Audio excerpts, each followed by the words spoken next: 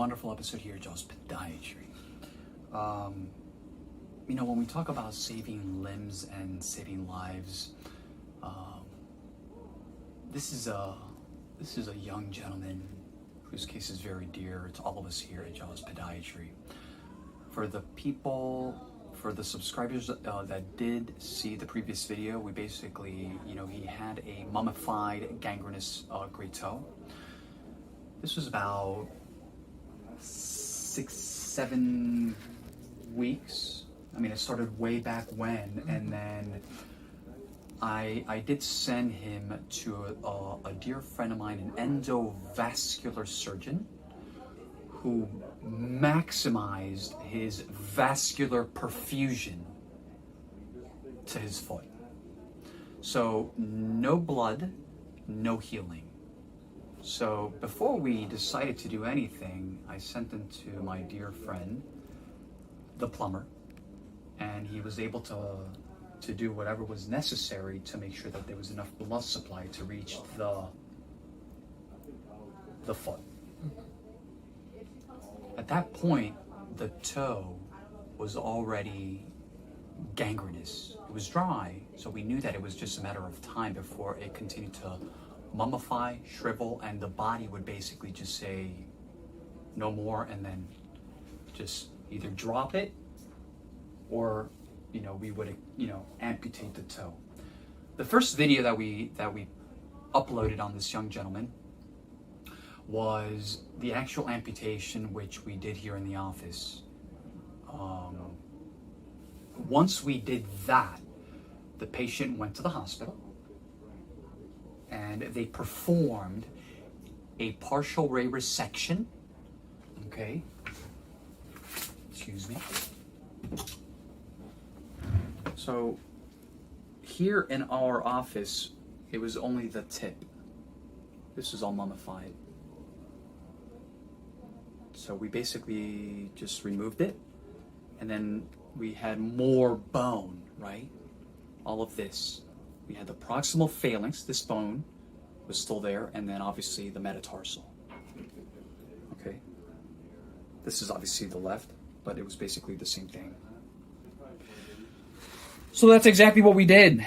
We removed this bone and a large portion of this bone. So it's been a couple of weeks since the surgery, and what we're going to go ahead and do today is remove the sutures. And, this is a really important day for a lot of reasons, because we can already see that the wound has dehisced. That's the term that we use, which is basically just open up on its own. There's a lot of reasons why this happens, right?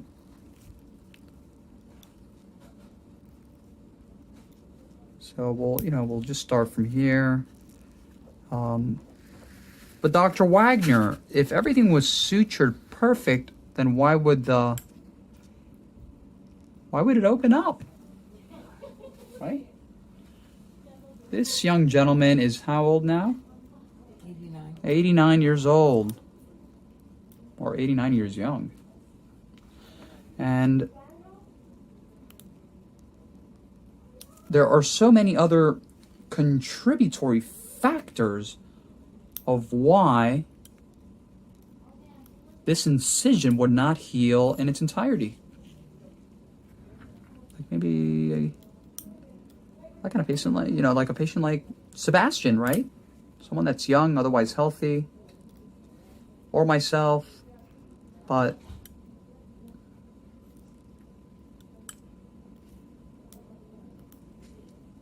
so what we're essentially doing today is, again, just removing the sutures, because I want to see what's going on underneath.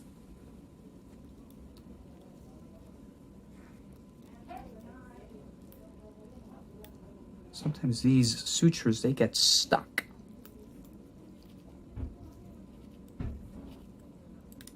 Underneath all of this dry skin.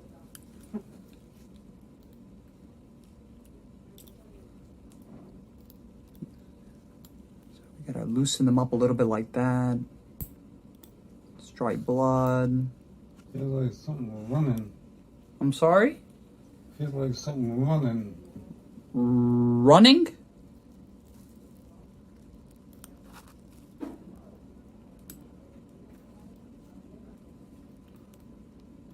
I'm moving. I'm listening. I'm listening to you. You want to say anything? Okay, so ladies and gentlemen, this is what I mean, okay? So I'm just going to remove this here, and then we'll focus on the rest. Okay, this one there is a little loose. Remember, the patient has kept the area clean, covered, and dry during the past several weeks. Am I correct? Mm-hmm. So now, let's see what we got. So this is all dry skin.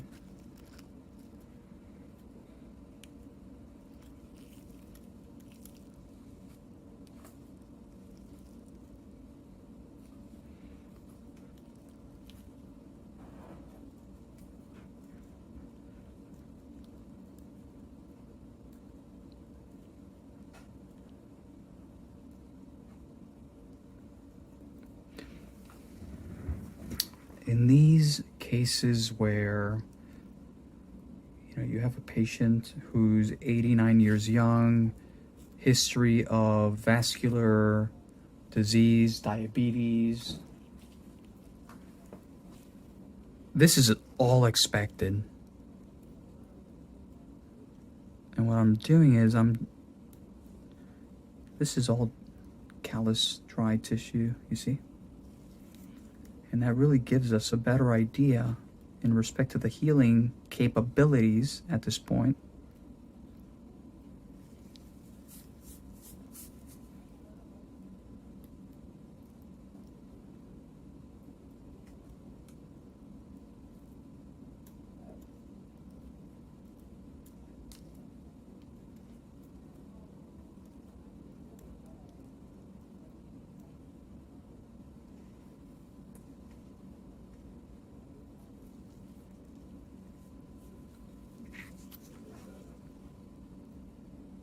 Really carefully just kind of work it like that.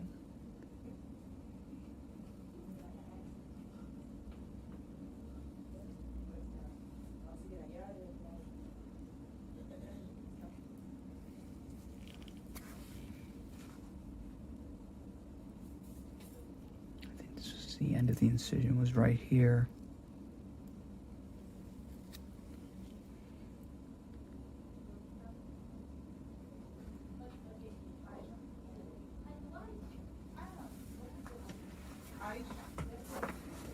Not sure how, but that looks absolutely beautiful. For a second, I thought the incision even was open, and if you look in there, it's closed.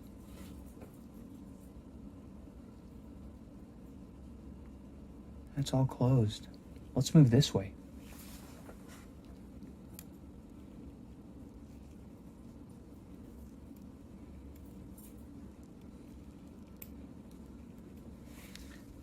I know already that this area is definitely open already, you see? But let's try to move.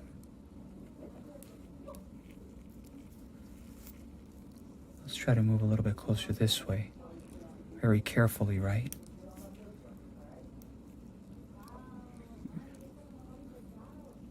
Just again, like I said, just removing the overlying callous tissue. Being very gentle.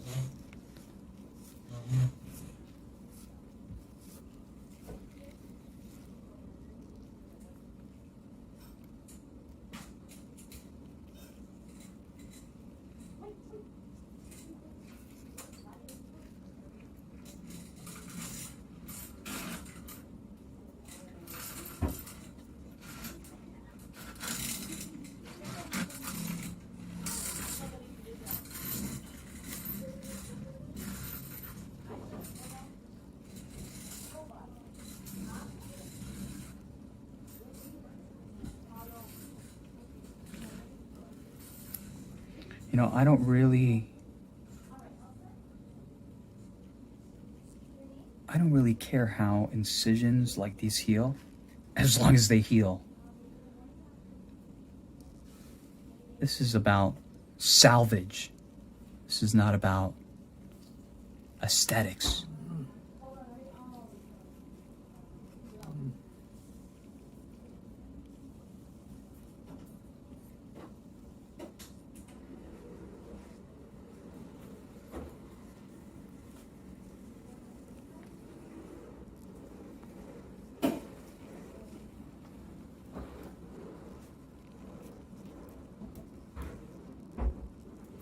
You okay there, bud?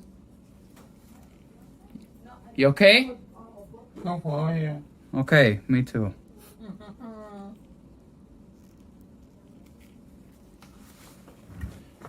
You know, I always love when this day comes around because it really gives us a better idea.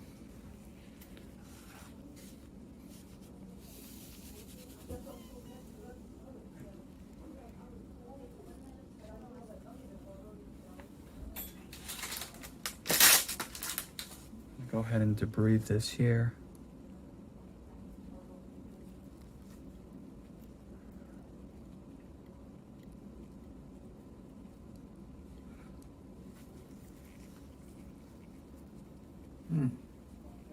See there? Does it hurt? Does it hurt? A little bit.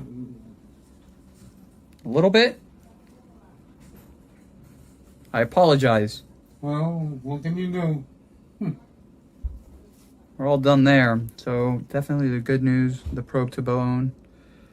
Exam, let's see here. La la la la la la la la la la la la la. Everything's negative. No probing to bone. So that will definitely heal. Again, this we're not gonna force anything here. This is closed. This looks really, really great. And then a little bit there, but all in all, I'm very content with the progress here. Now, let's go to the other side. And by the way, if anyone is wondering, we lengthened the Achilles tendon here to make sure that he can bring his toes up to his nose. So when he walks, he doesn't put a lot of pressure here. If not, this area will break down. Again, we lengthen the Achilles tendon so he can do this. Move your toes up. More. There you go. No, don't bend the knee. Beautiful. Super. Okay, like that. You see? So that was the purpose of this procedure, to make sure that we can achieve this. So when he starts to walk, he can actually bring his toes and clear the ground. That way he won't develop an ulcer here. Or have this area break down. Let's come around. This is where I'm still a little. Let's move your foot this way. I can't move it. Okay, that's okay. Move your leg. Your whole leg. No, you can't move your leg like this.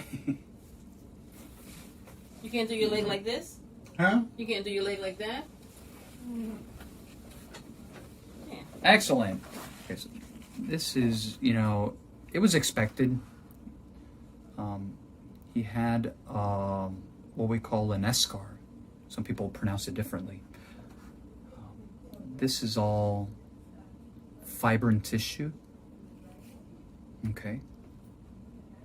And my concern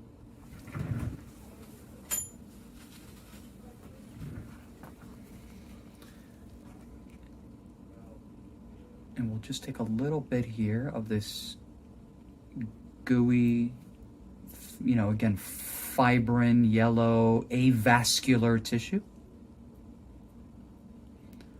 What am I looking for? I'm looking for blood. That's exactly what I'm looking for. And there it is. Well, at least a little bit.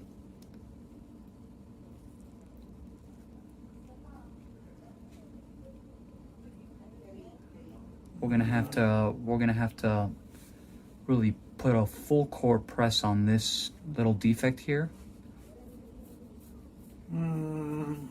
Okay.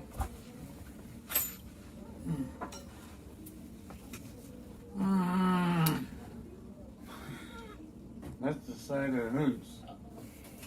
I'm sorry.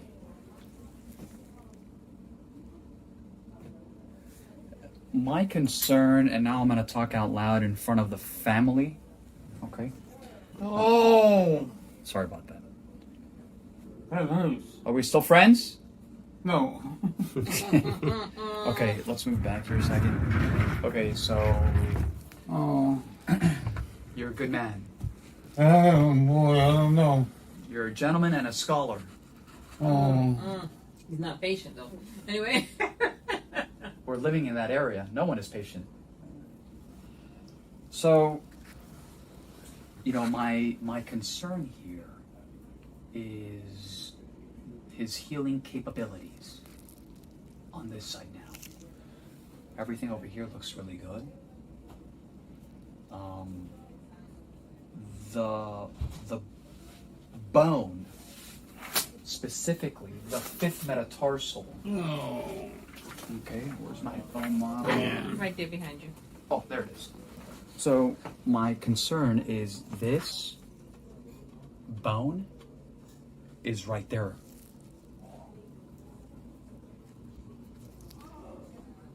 So I can block some of the blood from getting there. Well, my only concern is that if we and we will I have some ideas in mind to try to expedite the closure of this side.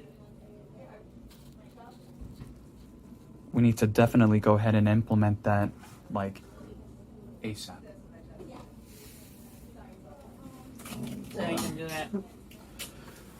Okay, so well, we're gonna go ahead and do. Okay, just follow me on this one, Sebastian. So our goal right now, this is gonna heal. It looks great. I'm not worried. I'm now concerned about this. My only concern is bone infection. Where? There. That's my only concern. And if there's bone infection there, that means that the only way to eradicate the bone infection is how? Exactly. So, I have, again, like I said before, I have some things in mind that we can try to see if we can gain some traction here. And it's going to either happen quickly or not.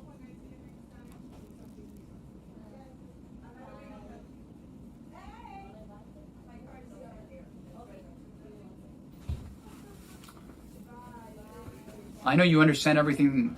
I can't hear too good. I got hearing aids. I know that you understand everything that we have discussed today. I don't.